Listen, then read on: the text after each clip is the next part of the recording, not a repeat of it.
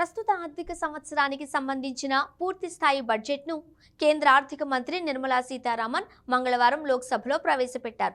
ఈ ఆర్థిక సంవత్సరంలో మిగిలిన 8 నెలల కాలానికి వార్షిక బడ్జెట్ను ప్రవేశపెట్టారు. సార్వత్రిక ఎన్నికలకు ముందు ఈ ఏడాది ఫిబ్రవరిలో నిర్మలమ్మ తాత్కాలిక బడ్జెట్ ప్రవేశపెట్టిన విషయం తెలిసిందే. ఇక కేంద్రంలో మరోసారి మోదీ ప్రభుత్వం అధికారంలోకి రావడంతో ఇవాళ ప్రస్తుత ఆర్థిక సంవత్సరానికి సంబంధించి పూర్తి స్థాయి బడ్జెట్ను ప్రవేశపెట్టారు. పార్లమెంట్లో బడ్జెట్ ప్రవేశపెట్టడం నిర్మలా సీతారామన్కు ఇది వరుసగా ఆరోసారి కావడం విశేషం. ఇక ఈ బడ్జెట్లో ఆంధ్రప్రదేశ్ రాష్ట్రానికి కేంద్రం వరాల జల్లు కురిపించింది. అయితే తెలంగాణ రాష్ట్రానికి మాత్రం మొండి చేయి చూపించింది. మరి ఈ బడ్జెట్ ముఖ్యాంశాలు ఏంటో ఇప్పుడు చూద్దాం. 9 సూత్రాల ఆధారంగా బడ్జెట్ రూపకల్పన. వ్యవసాయ రంగంలో ఉత్పాదకత, ఉద్యోగ కల్పన, నైపుణ్యాభివృద్ధి, సామాజిక న్యాయం, పట్టణాభివృద్ధి, ఇంధన భద్రత, మౌలిక రంగం, పరిశోధన ఆవిష్కరణలు, తయారీ సేవలు, తర్వాత తరం సంస్కరణలు.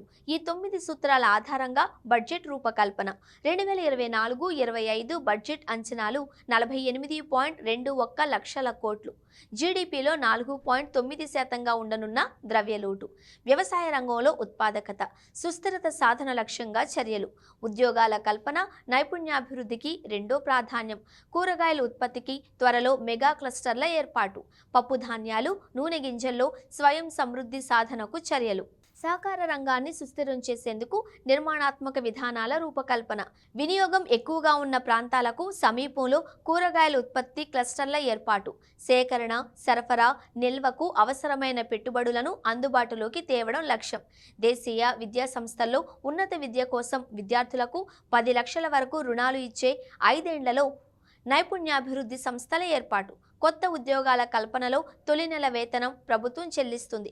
కొత్త ఉద్యోగులకు ఈపీఎఫ్ఓ చెల్లింపుల్లో 4 ఏళ్ల పాటు ప్రోత్సాహకాలు. పార్లమెంట్ ఇన్సెంటివ్ల కోసం 3 పథకాలు. అమరావతి అభివృద్ధికి 15,000 కోట్ల సాయం. అవసరాన్ని బట్టి మరిన్ని నిధులు. పోలవరానికి పెద్దపీట. త్వరితగతిని పూర్తి చేసేందుకు కృషి. రాయలసీమ, ప్రకాశం, ఉత్తరాంధ్ర జిల్లాలకు ప్రత్యేక ప్యాకేజీ కింద నిధులు. విశాఖ చెన్నై కారిడార్లో కొప్పర్తికి, హైదరాబాద్ బెంగళూరు కారిడార్లో ఓర్వకల్లుకు నిధులు. బీహార్ రాష్ట్రానికి ఆర్థిక సాయం. బహుపాక్షిక అభివృద్ధి ఏజెన్సీల నిధుల ద్వారా ఆర్థిక సాయం. బీహార్లో వంతెనల నిర్మాణానికి 26,000 కోట్లు. వరద నివారణకు బీహార్కు 11,000 కోట్లు. బీహార్, జార్ఖండ్, పశ్చిమ బెంగాల్, ఒడిశా, ఆంధ్రప్రదేశ్ రాష్ట్రాలలో దేవాలయ సాంస్కృతిక పరిరక్షణకు చర్యలు. గ్రామీణ అభివృద్ధికి 2.66 లక్షల కోట్ల కేటాయింపు. ముద్రా రుణాలు 10 లక్షల నుంచి 20 లక్షలకు పెంపు. 500 పెద్ద కంపెనీలలో 1 కోటి మందికి ఉద్యోగ కల్పన. 100 నగరాలలో ప్లగ్ అండ్ ప్లే తరహాలో పారిశ్రామిక పార్కులు. 12 విస్తృత స్థాయి పారిశ్రామిక అభివృద్ధి కేంద్రాల ఏర్పాటు. పారిశ్రామిక ప్రాంతాలలో పనిచేసే కార్మికుల కోసం అద్దె గృహాల నిర్మాణం. పీపీపీ విధానంలో డార్మిటరీ తరహా ఇళ్ల నిర్మాణం. రాష్ట్రాల మౌలిక వసతుల కల్పనకు 1.5 లక్షల కోట్లు వడ్డీ లేని రుణాలు. ప్రధానమంత్రి ఆవాస్ యోజన పథకం కింద కొత్తగా దేశవ్యాప్తంగా 3 కోట్ల ఇండ్ల నిర్మాణం.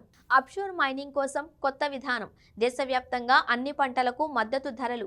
కనీసం 50% మిగులు ఉండేలా మద్దతు ధరల పెంపు.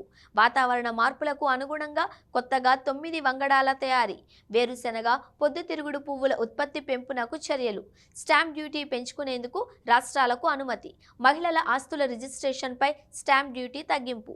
మినరల్ మిషన్ ద్వారా ఖనిజాల గుర్తింపు. ఎగుమతులకు ప్రత్యేక విధానం. సాగర గర్భంలో ఖనిజాల అన్వేషణకు కొత్త ప్రణాళిక. 3.1% పరిమితమైన ఆహారేతర ద్రవ్యోల్బణం. పారిశ్రామిక వివాదాల పరిష్కారానికి కొత్త ట్రిబ్యునళ్లు. రుణ వసూళ్లకు ప్రత్యేక ట్రిబ్యునళ్ల ఏర్పాటు. మహానగరాల పునర్నిర్మాణానికి కొత్త ప్రణాళిక. మహానగరాలకు అనుబంధంగా హరిత నగరాల ఏర్పాటు. నగర వ్యర్థ జలాల శుద్ధితో వ్యవసాయ అవసరాలకు నీరు. 4% ద్రవ్యోల్బణాన్ని పరిమితం చేయడమే ప్రభుత్వ లక్ష్యం. ఇప్పటికే విస్తరించిన నగరాల అభివృద్ధికి సృజనాత్మకత ప్రణాళిక. పీఎం ఆవాస్ యోజన కింద 1 కోటి మందికి 10 లక్షల కోట్ల నిధులు. మహిళలు, బాలికల సాధికారత కోసం 3 లక్షల కోట్లు. పట్టణ నగరాలలో పేద మధ్యతరగతి ఇండ్ల నిర్మాణానికి నిధుల కేటాయింపు. అసోంలో వరదల నియంత్రణ కొత్త పథకాలకు కేంద్రం ఆమోదం. జీఎస్టీ కారణంగా సామాన్యులపై పన్నుల భారం తగ్గింది. మరింత సరళంగా హేతుబద్ధంగా జీఎస్టీ మార్పు. 25 రకాల కీలక ఖనిజాలపై కస్టమ్స్ డ్యూటీ తగ్గింపు. 3 రకాల క్యాన్సర్ మందులపై కస్టమ్స్ డ్యూటీ తగ్గింపు. ఎక్స్రే మిషన్లపై జీఎస్టీ తగ్గింపు.